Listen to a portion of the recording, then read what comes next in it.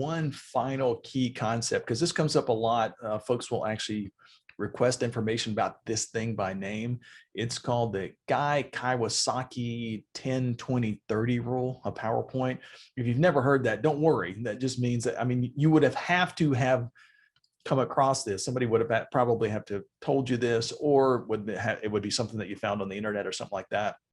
But basically, if you don't know who Guy Kawasaki is, he is an entrepreneur coach. He's written, I don't know, maybe 10 or so different books on how to become a better business person on all kinds of really different topics, which is kind of fun.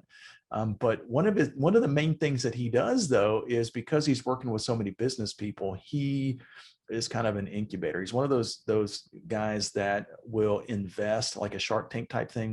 He'll invest in small businesses to help them kind of get to the next level. And so these companies will come in and present to him. And so what he finally started doing was he created a set of rules for these people that are presenting to them and to him. And the reason why he did that, by the way, is most likely, I mean, I don't know this for a fact, but I can just kind of put myself into his shoes. He has probably heard some of the most boring and unimportant concepts ever in these presentations, you know. So these are the rules that he kind of gave the people, and it's become so popular just because it's worked so well for his specific audiences. It's become so popular that it has started to spread through the public speaking world. So basically, Guy Kawasaki, he created an interesting PowerPoint rules for entrepreneurs coming to him for venture capital, and again, it's called the 10-20-30 PowerPoint rule. So if you've ever seen that, that's what this is. Basically, the general rule requires that presenters, when they come to him for help, they have to use this, otherwise they're automatically disqualified. So he noticed that presenters are spending, way too much time blathering about unimportant things. So he gave them this guide to really set time limits for each one of the presenters. So the 10 in the 10-20-30 rule represents that you want to have no more than 10 PowerPoint slides. Now that's actually more than what I'm suggesting that you do. So he's actually a little bit more conservative, I guess, or liberal. I guess he's more liberal.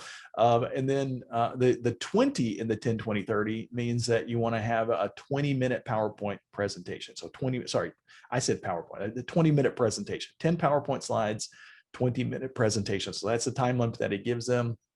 And you want to use no smaller than 30. The 30 is 30-point font. So basically use big, huge text. So obviously he created this criteria for a certain type of presentation. So, but the logic is pretty sound. In fact, the only thing that I might argue with him about is the 10-slide rule.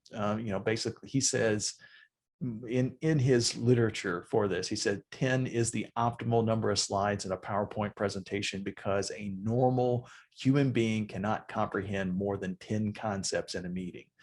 So let me kind of reiterate what he says. He said a normal human being cannot comprehend more than 10 things. He doesn't say anything about retaining. So the average person can comprehend way more information than what he or she can retain. For instance, if I read an entire book on accounting, I might comprehend every single piece of content in that book. However, because the book is most likely going to cover many, many, many concepts, I'm likely to retain only a few of those things. So knowing this, what I would suggest that you do is kind of reduce your number of slides. And don't want to argue with Guy. I'm just saying that it's a different, in most business presentations, you're going to have a different focus. So there's different things that you're looking for. And if you want your audience to retain your content, reduce the number of slides. But everything else that he's talking about, 30-point font, 20-minute time limit, that's all of that is really, really good stuff. But if you do that, you're going to help your audience kind of retain the important points of the concepts much more effectively. All right. So thanks a lot for being a part of Fearless Presentations. We'll see y'all next week. Bye, y'all.